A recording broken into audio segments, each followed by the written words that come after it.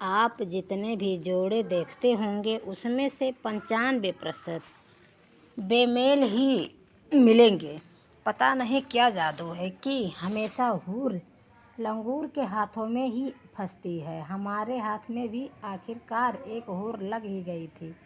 आज से 36 साल पहले जब शादी नहीं हुई थी हमारी, तो बड़े मज़े में थे हम। अपनी नींद सोते थे और अपनी नींद जागते थे। न उदो का लेना था न माधो का देना। हमारा तो सिद्धांत ही था, आई मौज फकीर की, दिया झोपड़ा फूक। यानी कि अपने बारे में इतना ही बता सकते हैं कि आगे नाथ न पीछे पगहा। किसी 3-5 में कभी नहीं रहते थे हम, बस अपने काम से काम रखते थे। हमारे लिए सभी लोग भले थे, क्योंकि आप तो जानते ही हैं कि आप भला तो जग भला पर थे। एक नंबर के लंगूर हम। पर पता नहीं क्या देखकर एक हूर हम पर फिदा हो गई। शायद उसने हमारी शक्ल पर ध्यान न देकर हमारी अक्ल को परखा होगा और हमें अक्ल का अंधा पाकर हम पर फिदा हो गई।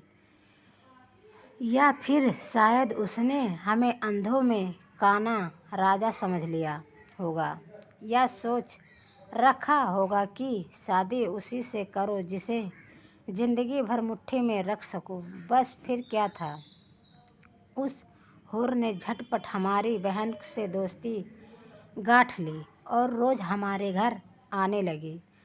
अच्छी भली चाहो बूढ़े पूछन जाओ वाले अंदाज में हमारी दादी को माँ को रिझा लिया। हमारे माँ बाबूजी की लाडली बन गई। इधर से सब कुछ हो रहा था और हमें पता ही नहीं था कि अंदर ही अंदर क्या खिचड़ी पक रही है।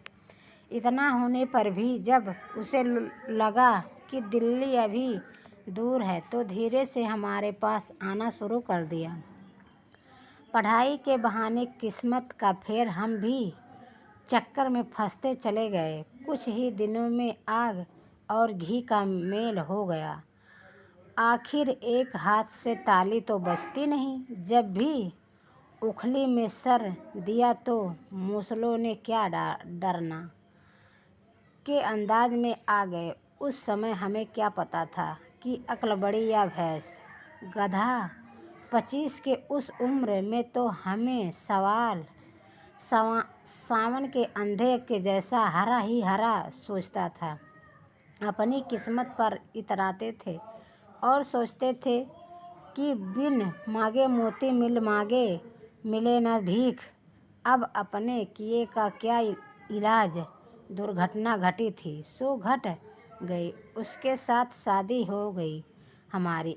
आज तक बंद हैं हम उसकी मुट्ठी में और भुगत रहे हैं उसको। अपने पाप को तो भोगना ही पड़ता है। ये तो बाद में समझ में आया कि लंगूर के हाथ में हूर फंसती नहीं, बल्कि हूर लंगूर को फंसा लेती है। कई बार पछताया अभी होता है, पर अब पछताए होता क्या जब चिड़िया चुग गई खेत।